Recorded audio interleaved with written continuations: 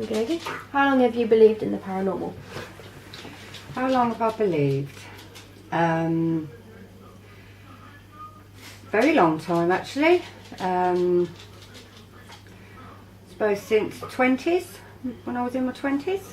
Have you had any paranormal experiences? Yeah, quite a few. Do you want me to tell you about them? Well, I work in an old people's home, so obviously we see a lot of deaths, and I believe that a lot of souls still hang around. And yes, I've seen quite a few and heard quite a few noises since I've been working there. Only last week, one of the other members of staff on my shift, we were in the kitchen making some sandwiches because a resident was hungry, and we were talking, and then all of a sudden we just looked at each other because we could hear jingling of keys, and we sort of both looked at each other and thought, oh, who's that? That must be Linda walking past. We shouted out, nobody there, so we just ignored it. Carried on talking, making the sandwiches, and then we heard it again, and it was so loud. In the end we just put everything down and went out and had a look, and there was just nobody there. I've seen many shadows walking around, lots of Zimmer frame noises walking up and down the corridor, you know, the noise of the Zimmer frame. Lots of other people have been touched and had breath, you know, the breath on them. So yeah, quite a few. So yeah. And why do you think ghosts walk among us and haven't crossed over? I think a lot of them have got perhaps unfinished business, are not ready to depart. I suppose there's many reasons really why. So. Are you interested in any television programs that revolve around ghosts? Yeah, I do actually. I watch quite a few.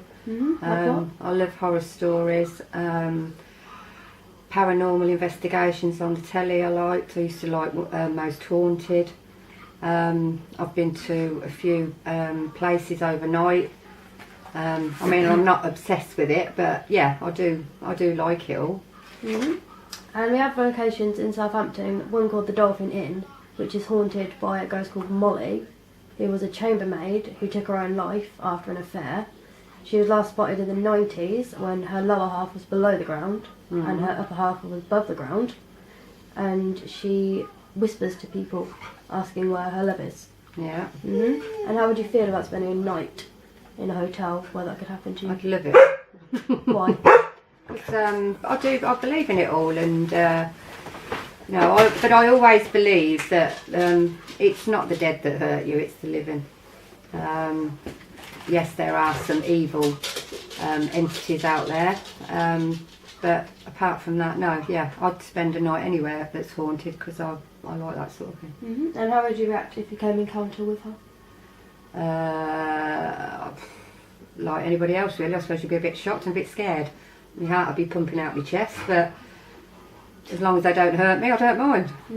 And another Victorian woman who haunts a bedroom in a corridor is reported to touch and blow on people. Yeah.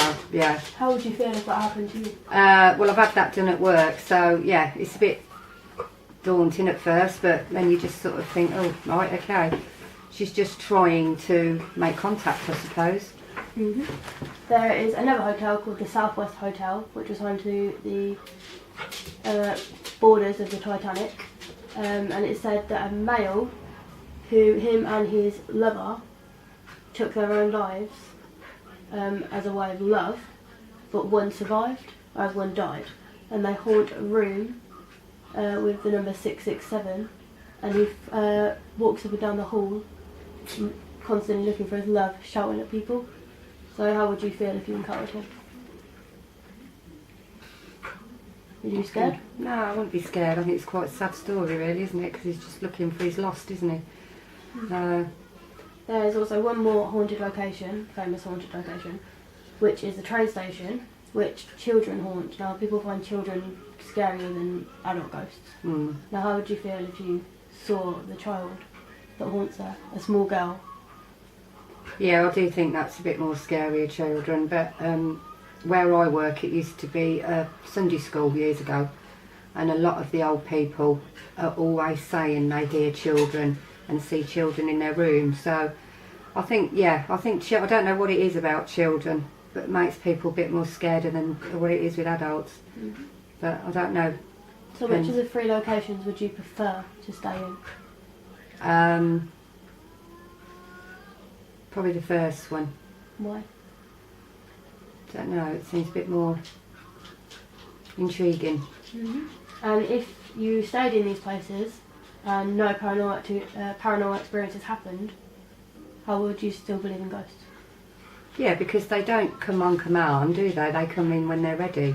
You just got to be patient. I mean, you could spend a week in there and not see anything, and then go the next week and there'd be loads. I think that's it. Yeah, that's it.